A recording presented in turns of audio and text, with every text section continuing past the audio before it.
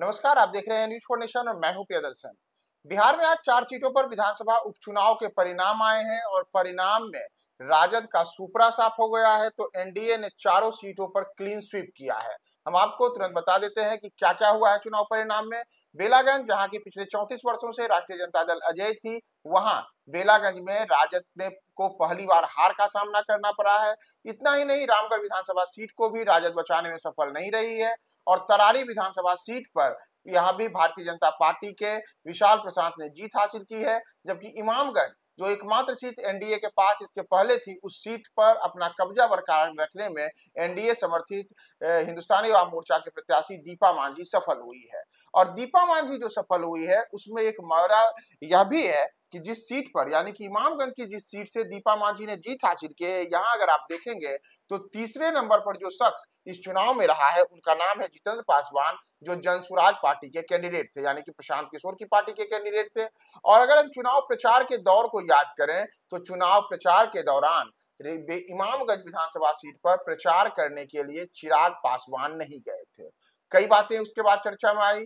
ऐसी भी बातें आई कि वहां पर इमामगंज में दीपा मांझी के खिलाफ में जो जितेंद्र पासवान कैंडिडेट हैं, उनके लिए बड़े स्तर पर पासवान मतदाता गोलबंद थे और ऐसे में अगर चिराग पासवान वहां प्रचार करने जाते तो इससे पासवानों का एक वोट बैंक टूट करके दीपा मांझी की ओर जा सकता था। तो क्या चिराग पासवान भीतर खाने अपने लिए कोई नई रणनीति बना रहे थे जो सफल नहीं हुआ? और क्या माइनस चिराग अगर हम एनडीए को करेंगे तो 2025 के चुनाव में एनडीए बिहार में जीत पाएगी? क्या होगा, हम इस पर बात करेंगे अपने वरिष्ठ सहयोगी कौशलेंद्र प्रियदर्शी से। हम उनसे जानते हैं कि आखिर चिराग पासवान के होने न होने से क्या भविष्य में एनडीए पर फर्क पड़ेगा। कौशलेंद्र जी, आपकी नजर में क्या है चिराग पासवान का एनडीए के साथ रहना और न रहना इस विधानसभा के उपचुनाव के परिणाम के बाद? देखिए, ये तो उपचुनाव था जी अब थोड़ा सा हम पहले से शुरू कर ले। 2020 का विधानसभा चुनाव आप देखिए, जी। चिराग पासवान ने विद्रोह किया।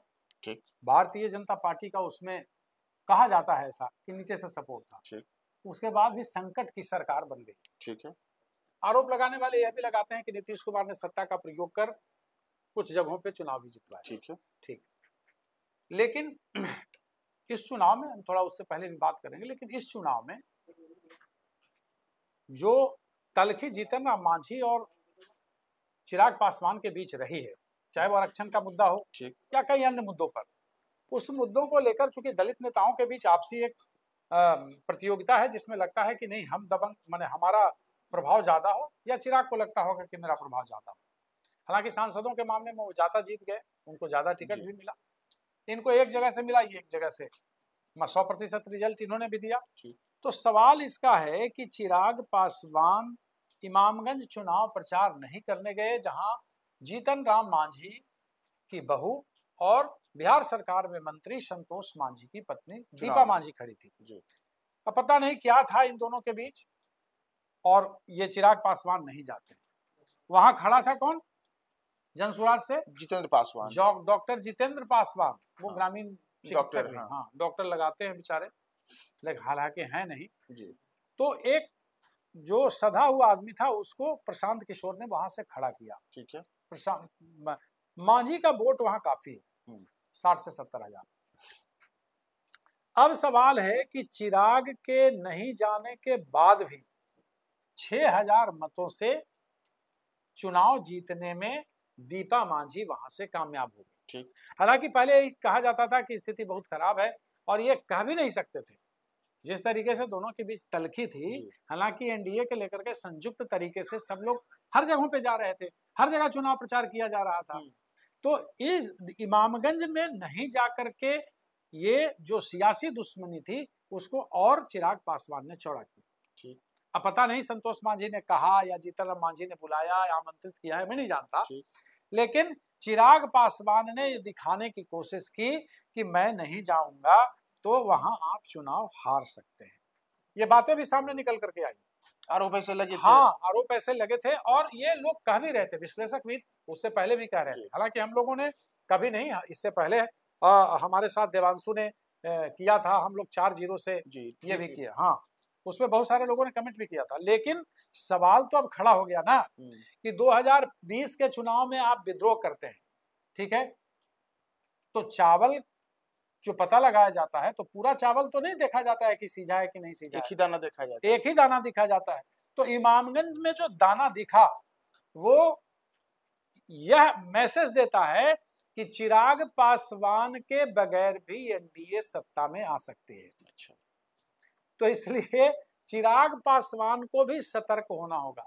बहुत ज्यादा जो लोग करता है अपने तरीके से ठनक दिखाता है, तो ये 2020 के विधानसभा चुनाव में भी साबित हो चुका है और 2024 के उपचुनाव में यह साबित हो गया कि आप अगर नहीं भी जाते हैं, आप अब किए कि नहीं किए, लेकिन मैंने अंदर खाने से जो आरोप है कि इन्होंने एक मैसेज भी दिया। और जितेंद्र पासवान को वहां वोट किसका मिला? हमारे संवाददाता भी वहां कवर कर रहे थे चुनाव को, उन्होंने भी ये पासवानों के बीच ऐसा उन्होंने महसूस किया कि पासवानों ने वोट नहीं दिया। अच्छा, है ना, सुबह से। तो पासवानों का जितना भी वोट रहा 10-15 हजार या जो भी वोट है, तो अगर वो शिफ्ट नहीं किया 5,000 वोट से, उसके बाद भी 6,000 वोट से दीपा मांझी चुनाव जीत जाती जी, है ना। तो ये बड़ी बात है। और बिहार में आने वाले समय में ऐसे तो कहा गया कि जो समीकरण था, उपेंद्र कुशवाहा भी आ गए, जीतन राम मांझी भी आ गए, चिराग पासवान भी आ गए, जनता दल यू और बीजेपी।